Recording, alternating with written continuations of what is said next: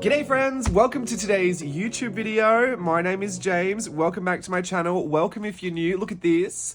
This is my abandoned insert number 3. If you don't know, I'm gonna get the sneeze. If you don't know, there is a shoebox that sits on my shelf that is full of traveler's notebooks that I either started or created myself in 2017, and I called them the abandoned inserts because they've just got some stuff in there, but it's not really a lot. There's just, this really just has this.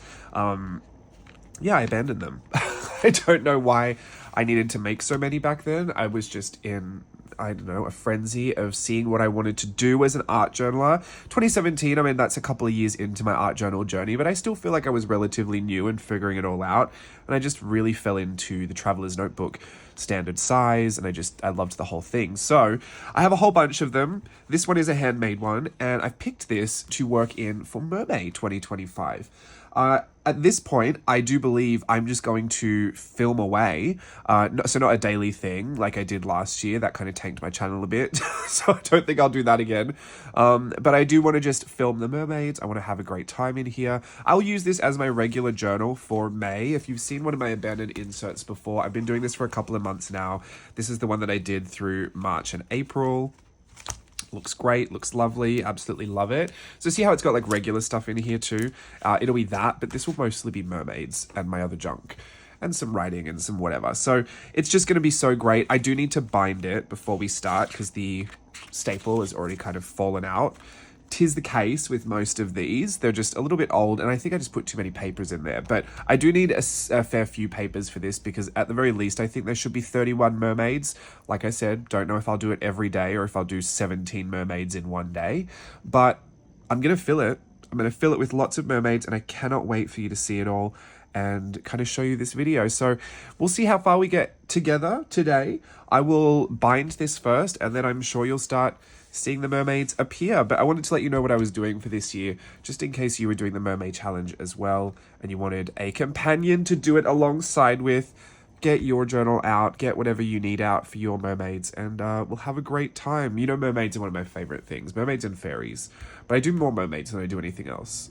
I just always love mermaids. Anyway, let's get into it. I'm going to rebind this and get started. Hello, I'm here. I'm up in the corner. I'm going to be picture in picture for the rest of this video.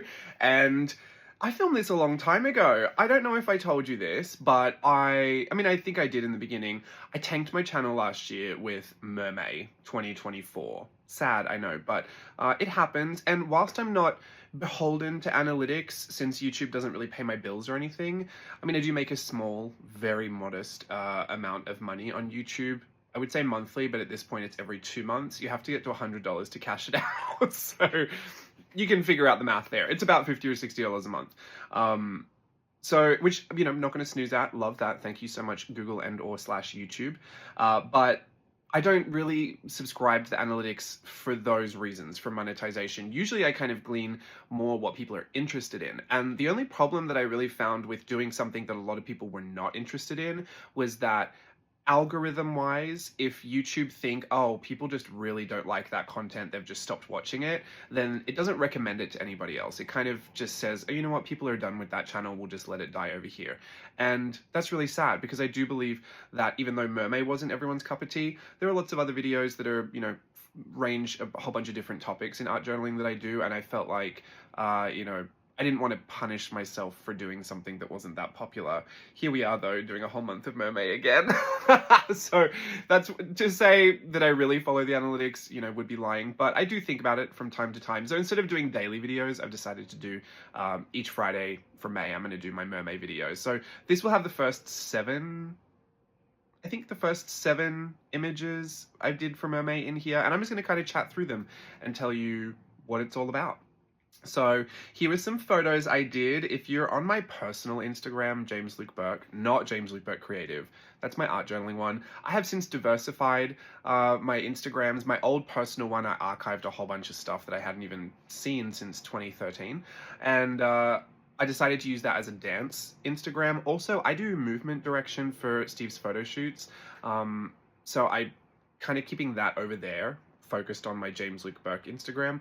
My James Luke Burke Creative will still have some of that in there. Like, I still like to share my dancing with you guys, but I'm gonna, take it back to art journaling the way that it's always kind of existed, and my jlbCREATIVE world. So over on my personal one, I'm doing like a little experiment. Maybe I'll talk about it in years to come, who knows.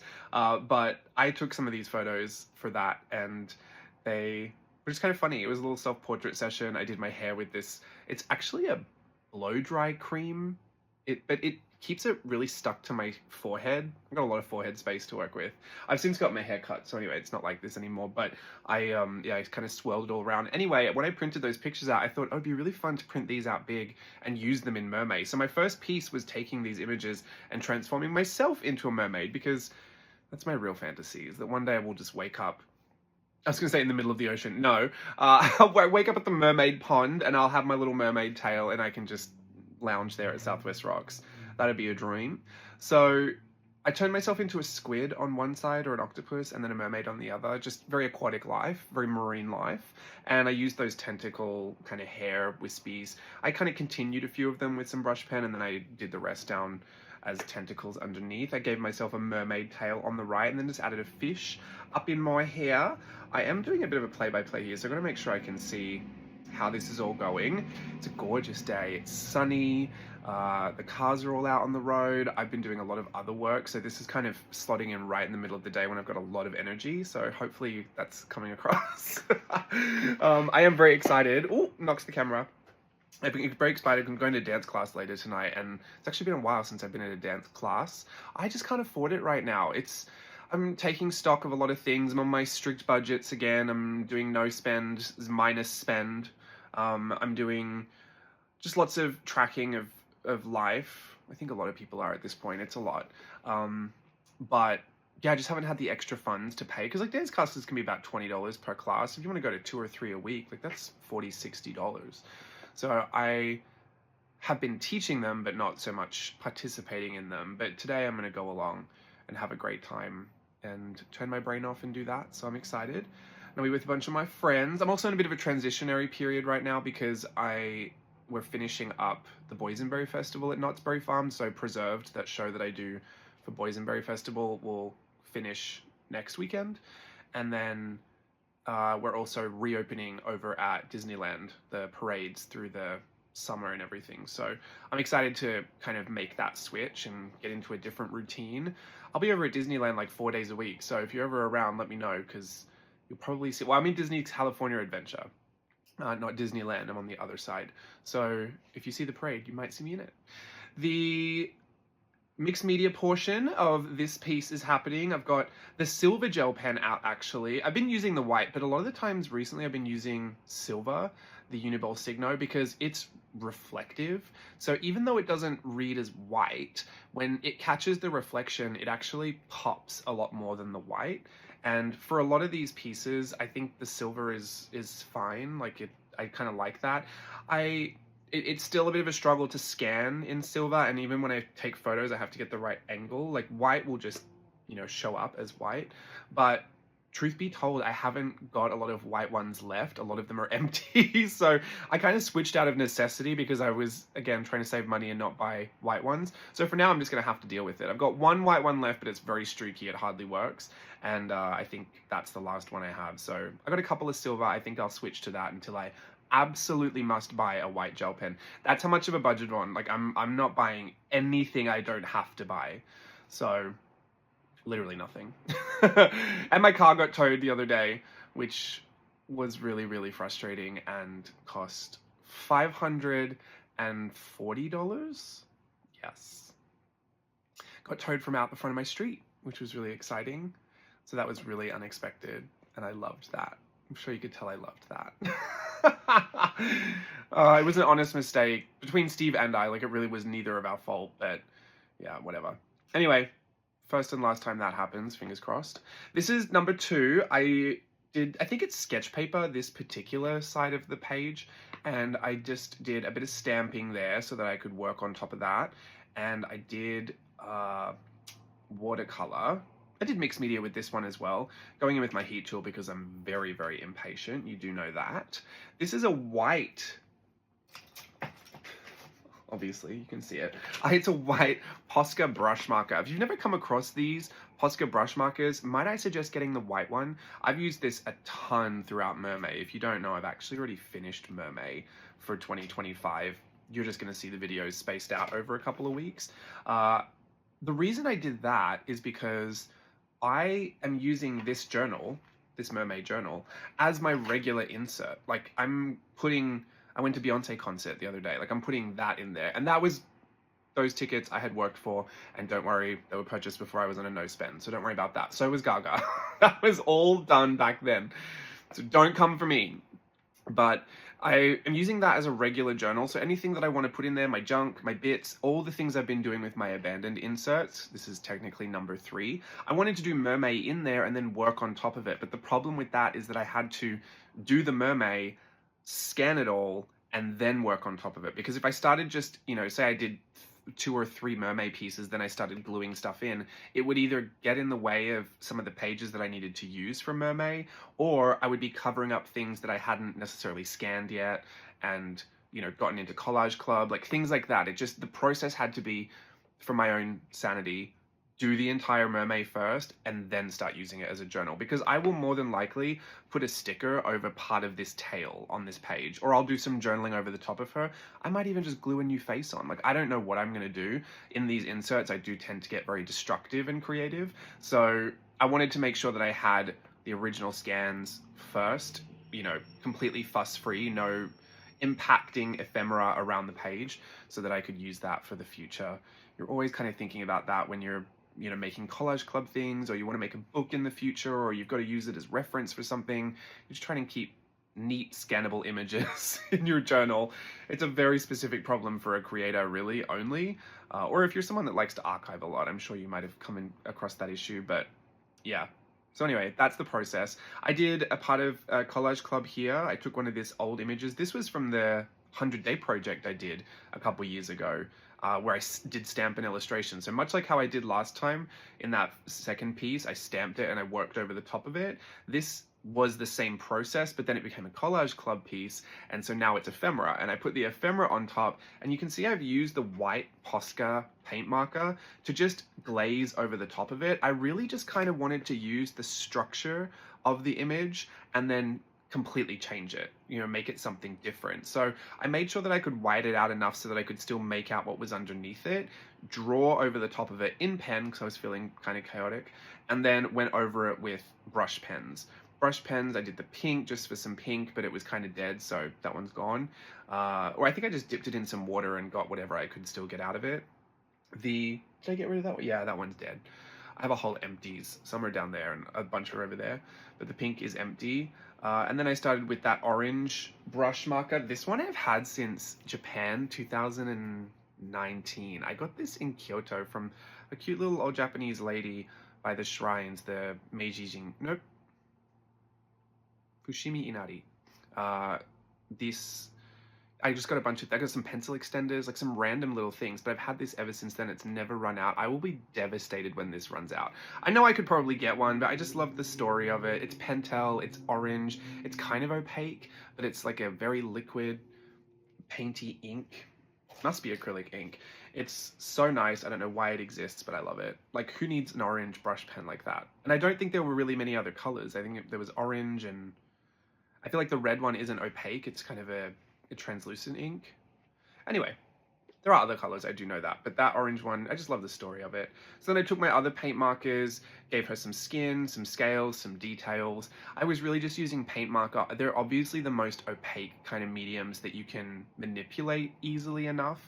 I don't love to get paints out to paint tiny images like this. Paints, I think, in my head are kind of for something else. When I'm working on just a little drawing like this and I need the opacity, it's usually always going to be a paint marker, or like I've been doing recently, kind of washing over it all with white and then drawing with pencils and pens and things. But I use a lot of paint markers for this. It was nice. I've since the last time I showed you around the studio, which I think was never actually, I don't know if I've ever been done a studio tour in here, maybe years ago. Oh, I'm throwing everything.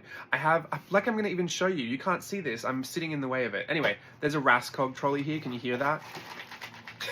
Shaking all the paint pens. It's right here, and it just wheels back and forth. My Copic markers are on top and my paint markers are on top.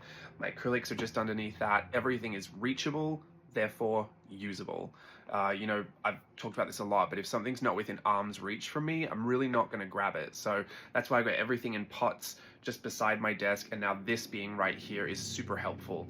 I never used to have it close by because there was no, it would just be in the middle of the room for some reason. Like there's a bed over there, Oliver's sleeping on it, like a guest bed right there, and then there's I got a new unit months and months ago for clothes because they just didn't fit in the other room. So I keep my clothes in that unit, and now that the unit's there, I can put this up against it. So there's a reason for it to be in this part of the room now. Before that, when there was no unit, it would just be floating in the middle of a space.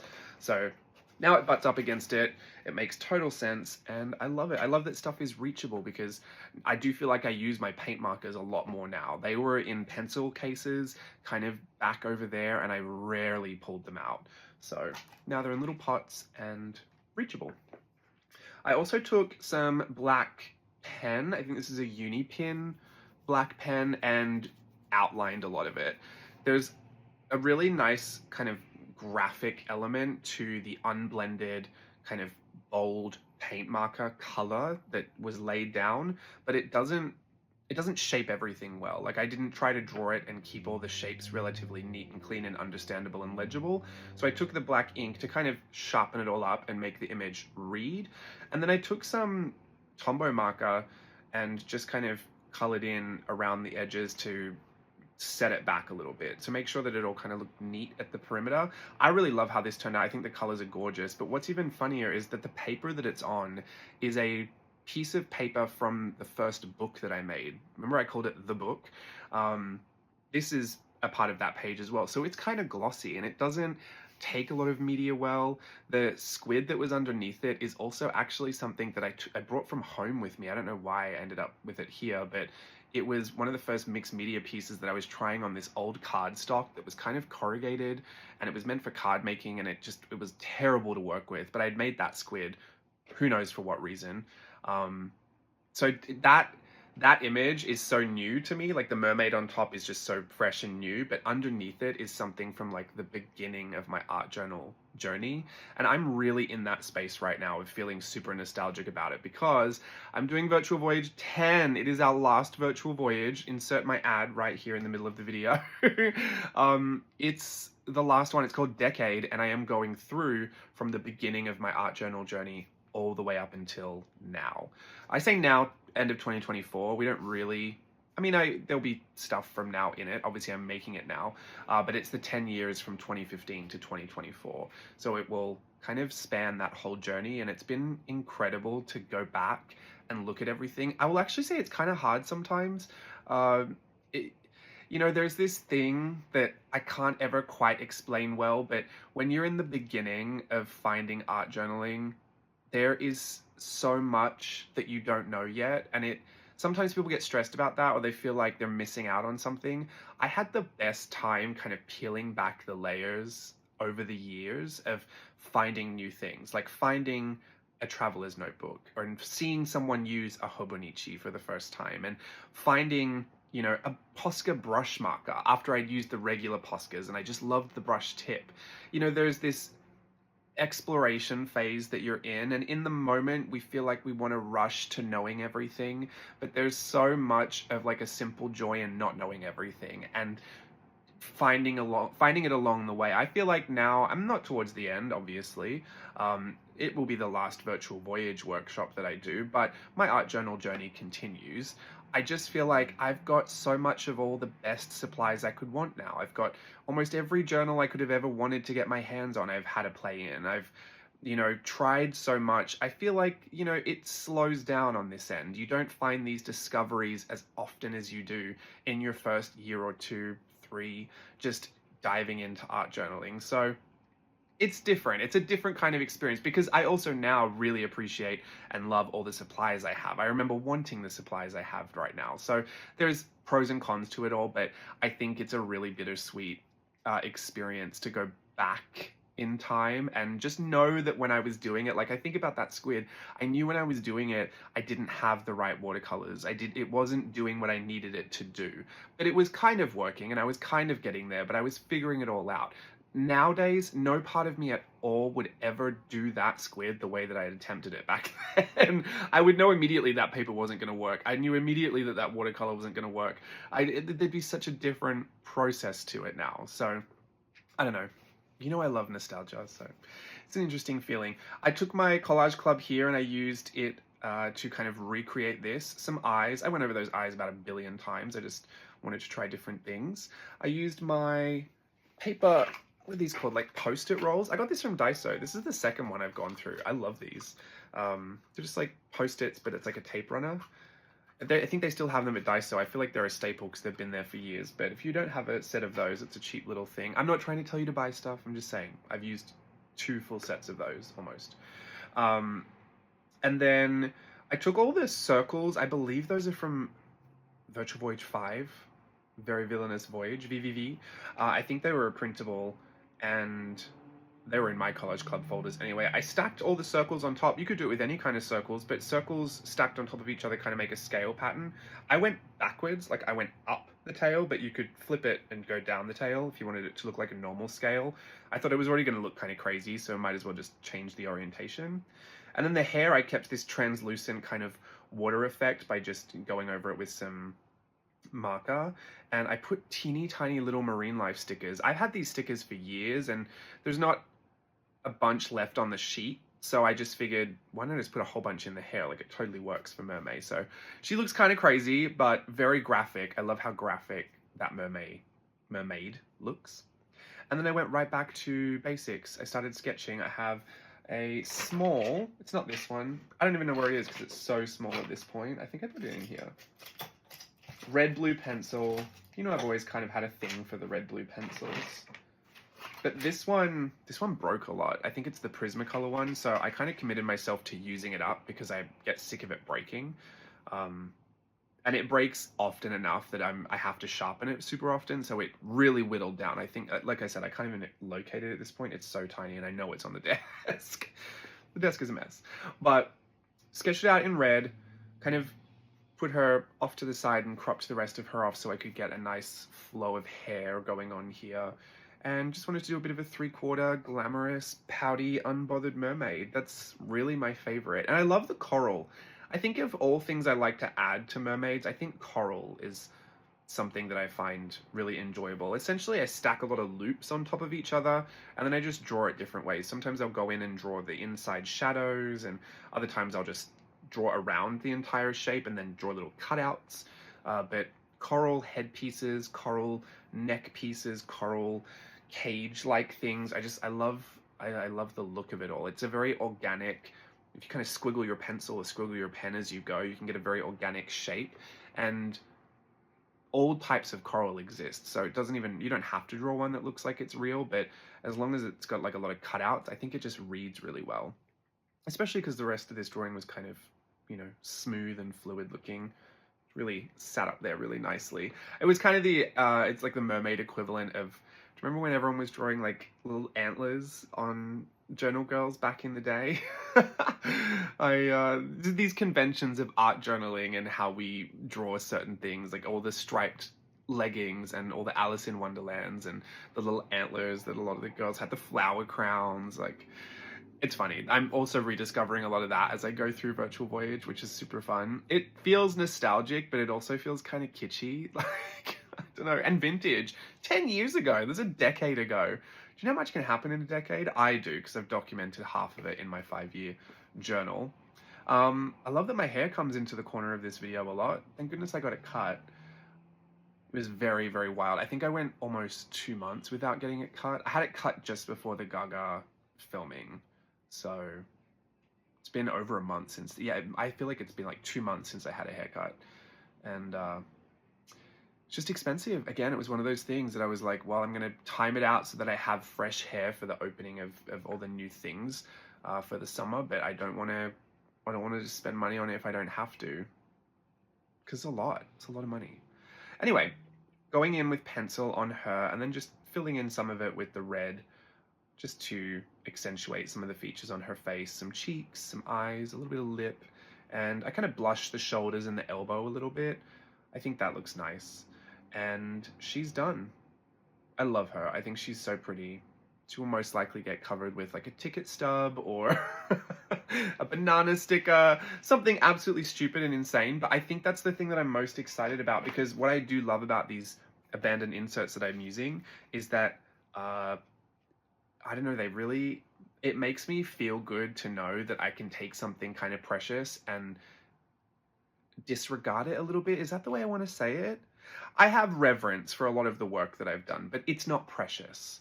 It's not something that I have to work around. It's something that belongs to me that I can always do again if I've ruined it.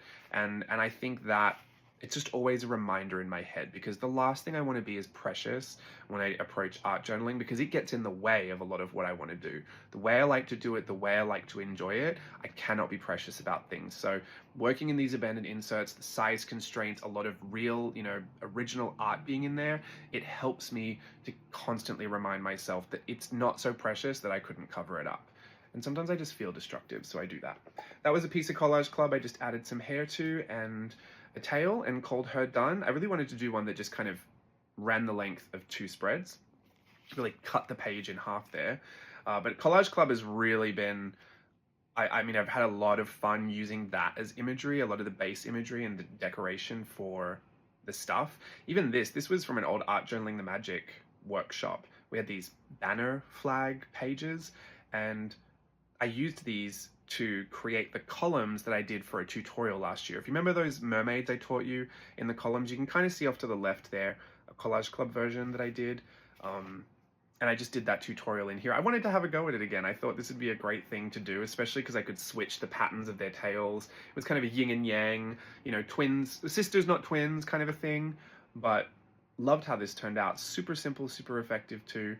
I've really run the gamut with these pieces. Some I spend hours on and I do a lot of work. Others I keep really simple. It's just as it comes. I do what I like, and that's how I always like to be. And I think it's the thing that makes me the happiest, and that's why I like to share it with you a lot. So just gonna keep at it. It's not broken. Well, I mean, MerMay daily videos was broken for me, but MerMay itself I don't think is. So I hope you enjoyed this video, and I look forward to sharing more with you throughout the month. Hopefully I'll do it more like this as well, like a bit of a play-by-play. I'll let you know what I'm doing and chat about some of the stuff, and then some of my stories as well. Let me know if you enjoyed it, and if you're doing MerMay, good luck, and congratulations on your first week. Bye.